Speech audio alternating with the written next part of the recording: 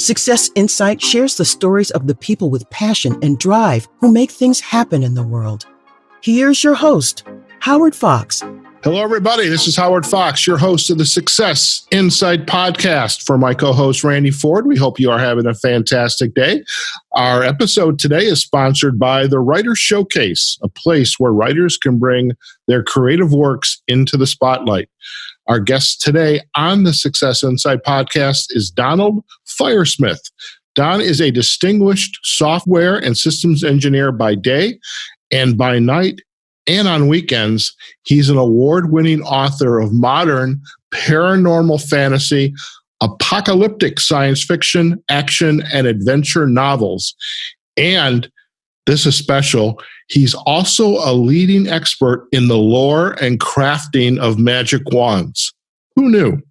His books include the Hellhole series, The Secrets of Hawthorne House, which was awarded the 2019 Reader's Favorite Silver Medal in the Young Adult Urban Paranormal category. And he's the author of Magic Wands, a Cornucopia of Wand Lore. Don, you have one busy life, but thank you for taking the time to join us on the Success Insight podcast.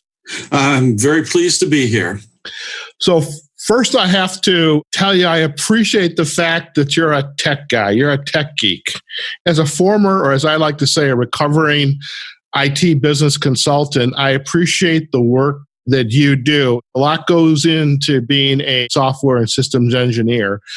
And oftentimes those days are 50, 60-hour weeks. And for you to have time to write. So tell us a little bit about yourself. How did you go from, I'm assuming, again, still your day job, but how did you go from being a software systems engineer to becoming a best-selling author? Well, I have been working since 1978 in developing software and systems. And in the early 1990s, I worked on a really large project which used a lot of very advanced technology. And I learned a lot from that. And so I wrote my first technical book, had it published by a traditional publisher. And then over the course of the next 15 or 20 years, I published 6 other traditional techie books. And to tell you the truth, I got tired of writing techie books. I read it a lot. I write technical reports. And I decided to go back to my first love, and that is fiction. And so that's when I started writing the various novels. Okay. A question that is on the top of my mind, just from learning more about your background and the work on the technical side, is we hear so much about artificial intelligence these days. It's everywhere. Everybody's talking about it.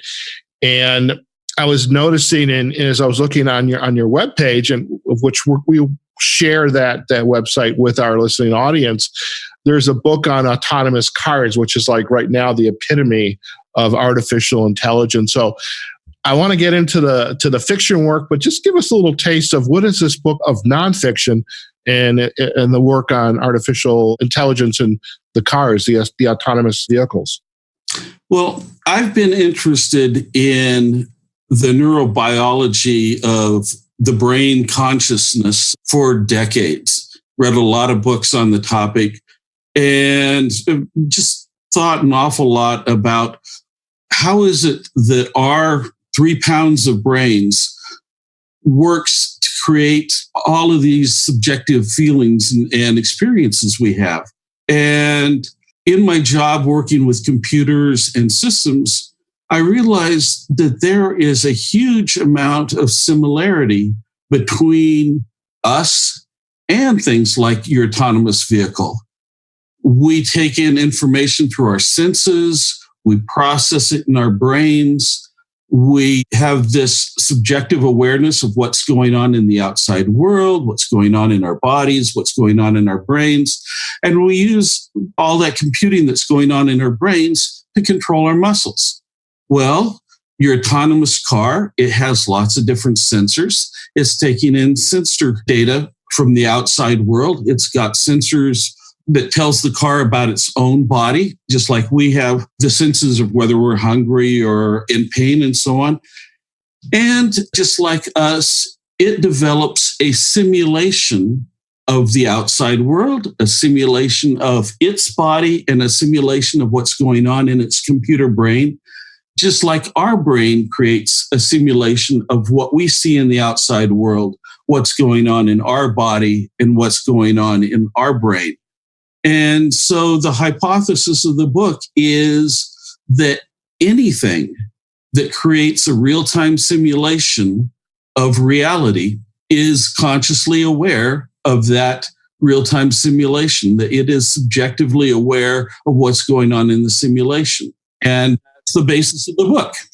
I don't know whether to be scared or fascinated. To keep this podcast as light as possible, I'm going to say fascinating. It's amazing. I mean, it's truly amazing from the days when you and I had the Commodore 64s in our bedroom to what is available today. Totally amazing. And thank you for gifting us a little bit about that book. And I'd love to shift now to the real reason we're here is you are just a prolific and successful and distinguished award winner of fiction. And I would love to understand and share with our audience what kind of brought you into this realm of fiction. And let's talk about some of that work. And how'd you start? Well, I guess I'd have to go back to when I was a teenager. I loved science fiction. I loved fantasy. Read every book I could get my hands on. And back in those days, I tried my hand at short stories, and some of them were tolerable, but most of them were really crappy because I was a teenager with very little training or experience writing. Was not at all successful getting anything published, which now with a little bit more maturity, I understand why. And so I moved into the technical world. But I've always loved science fiction. I mean, I'm very much a engineer scientist type, but I also like all the speculative stuff. I like fantasy. I like magic and stuff like that. I don't necessarily believe in it, but I love reading it and experiencing it. So what started me was I really enjoyed J.K. Rowling's Harry Potter books. In fact, I would read them before I'd let the kids read them because I enjoyed them so much. And in the first book, when Harry goes to Diagon Alley and he goes to this bookstore called Flourish and Blots, and there's all of these wonderful magic books on the shelves. And my first thought was, I want to read those. And so my second thought is, I hope J.K. Rowling writes some of those. And she did do 3 little books for charity, one of which then became the whole Fantastic Beasts series. Never really got around to writing a textbook like you'd have at Hogwarts. And I got tired of waiting for her to do it. And ergo, I wrote the Magic Wand book.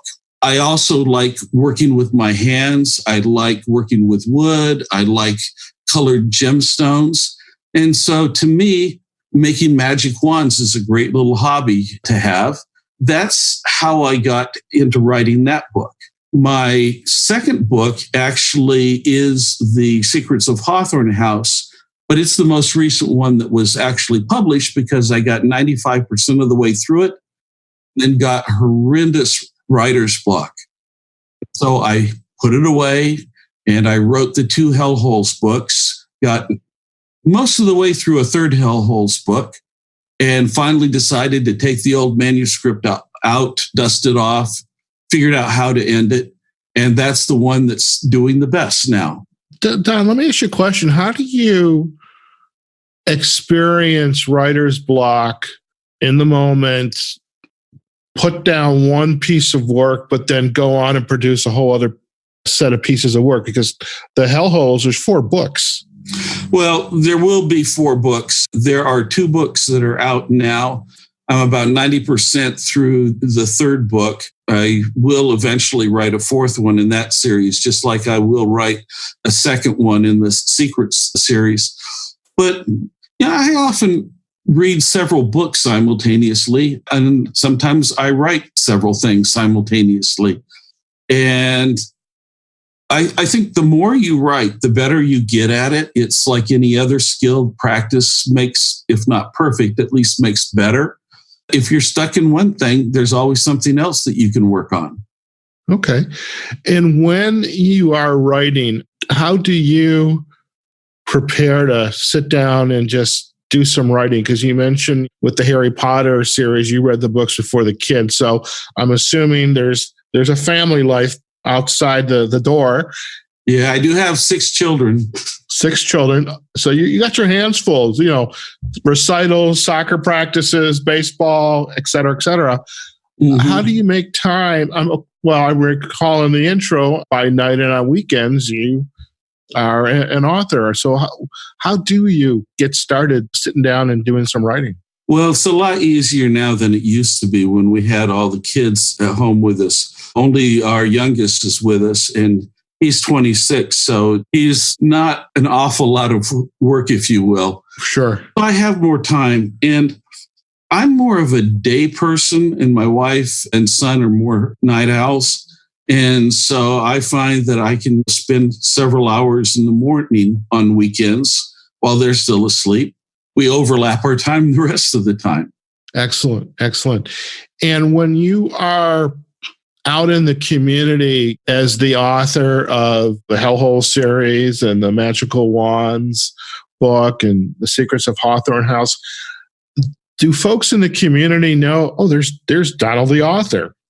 He makes magic wands. I mean, how is your being received in the community show up for you? I'm curious about that. That's actually getting to be quite a thing lately. Didn't used to have a lot of people in the local area know me. I did have a book signing at a local wine cellar, and I'm quite active on the local community Facebook pages. So I have people who are coming to me and buying autographed copies or seeing me at various book signings and things like that. So I'm actually a lot more in tune with the community than I used to be. Okay. And I am curious now with the holidays coming up, or let me actually, before I ask that question, Magic Wands has been around for how long? That has been around for 6 or 7 years. Yeah, 6 or 7 years. And you've had that interest in woodworking. So you've got a wand production. The holiday the season is coming up with a lot of different specific holidays. Is your wand production, is that getting ready to get ramped up too? Depends on how much time I have. I do have, let's see, I'm just looking behind me now, and I see probably about 20 different wands that are all ready for anyone who wants to buy one. Oh my. And if our listeners would like to buy one of your wands, and obviously they read the book, we're going to put the link back to the Magical Wands book on LinkedIn or on Amazon. Okay, I got it right. The podcast is going to be on LinkedIn. If they want to learn more about the wand work that you're doing, you actually have a wand website. And I'm not even going to begin to pronounce the name, but you're... Okay. Originally, it was Feuerschmied Wand Shop, Feuerschmied being the German word for firesmith. Among other things, I've lived overseas in Germany and Switzerland a couple of times, speak fluent German. I've actually changed that so my wand site also can be found as Firesmith Wand Shop. It doesn't have to be in German anymore. Excellent. Well, in any case, we were going to provide the backlink to the shop on our show notes. And in the time we have left, I want to talk a little bit about, if you don't mind, the Secrets of Hawthorne House. Again, this is a 2019 Readers' Favorite. You were a silver medal winner in the Young Adult Urban Paranormal category. Tell us a little bit about the premise behind the Secrets of Hawthorne House. Well, it starts off with one family, a father and his 2 15-year-old twins, a boy and a girl. They live on the West Coast. The mother's killed in a tragic car accident. The father can't stand to stay in the house where the family had lived because it reminds him too much of his wife. So he takes the kids and bundles them off to Hawthorne, Indiana, as far away from the ocean that his wife loved as he can get. And there he's the new kid in town. And he actually lives next door to the Hawthorne House, which is an old Victorian mansion where the Hawthornes who founded Hawthorne, Indiana, lived. And currently, old lady Hawthorne is a recluse who lives there. And she is thought of as a witch who murdered her husband. So she has a very bad reputation in town amongst all the kids. And Matt, he needs money. So he goes next door and offers to clean up her yard in exchange for money. And he gets to know the old lady, and she's not evil, but she is strange. And then the old lady's niece and her 3 children arrive from the East Coast. Their father had died, and so it's that family moves in. And the story at that point is primarily about the 2 15-year-old boys, Matt, who's from a very normal family, and Geralt, who is from a family that is anything but normal. I see. And you'll find magic. It's really a story of friendship, a story of found families. It's a story of tolerance for other people's beliefs. And it goes on to deal with a lot of important topics: death, financial problems, things of that nature. So it's very rooted in the real world as well as in the fantasy world.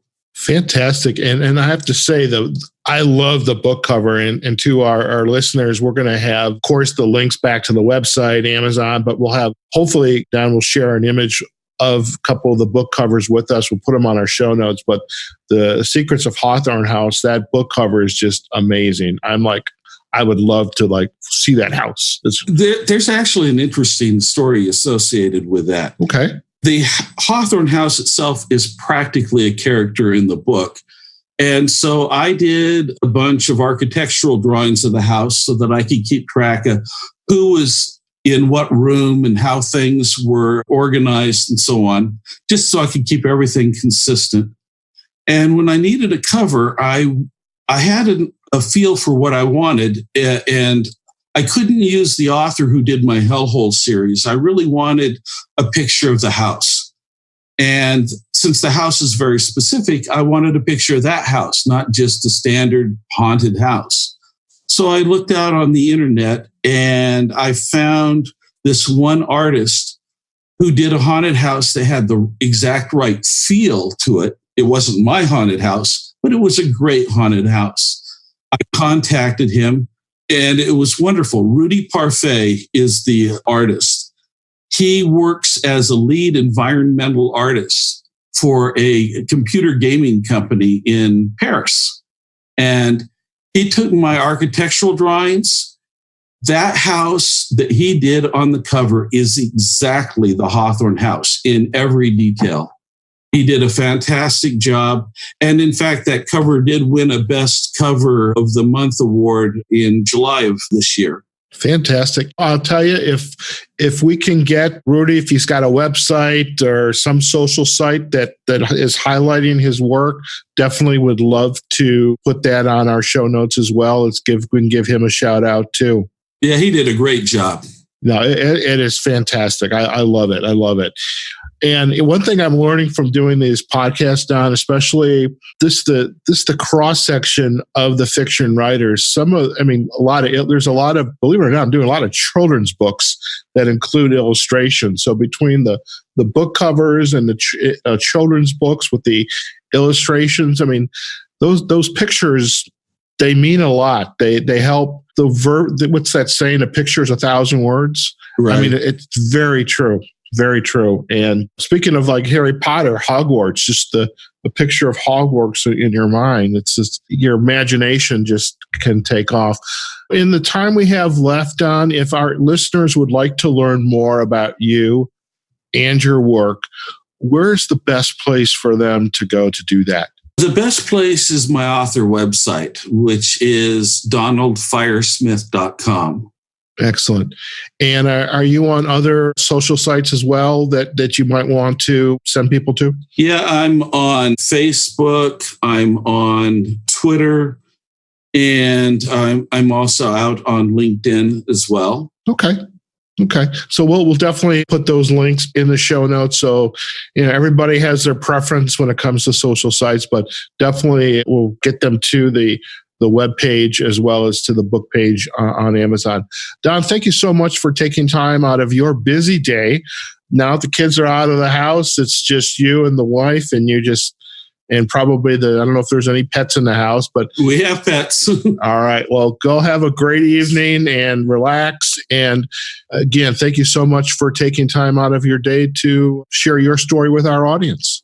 It's been my pleasure. There you have it, folks. We have been chatting with Donald Firesmith, software engineer, system engineer by day, and an award-winning author of modern paranormal fantasy, apocalyptic science fiction, action and adventure novels by night. And do check out The Secrets of Hawthorne House and his work on magical wands. Fantastic pieces of work. And again, I have to admit, I know what I'm going to be reading during the holiday seasons. I already have Secrets of Hawthorne House coming to me. So hopefully you'll take advantage of that too. And maybe you've got a young child in your family that needs to do some holiday reading. So here you go. So once again, folks, this episode has been sponsored by the Writer Showcase, a place where writers can bring their creative works into the spotlight. And you can visit the Writer Showcase at writershowcase.net. And as I say every show, wherever you are, whatever you're doing, go out there and have a phenomenal day. And we'll see you on the next episode of the Success Insight Podcast. Take care now. Success Insight is a production of Fox Coaching and First Story Strategies. Find us online, successinsightpodcast.com.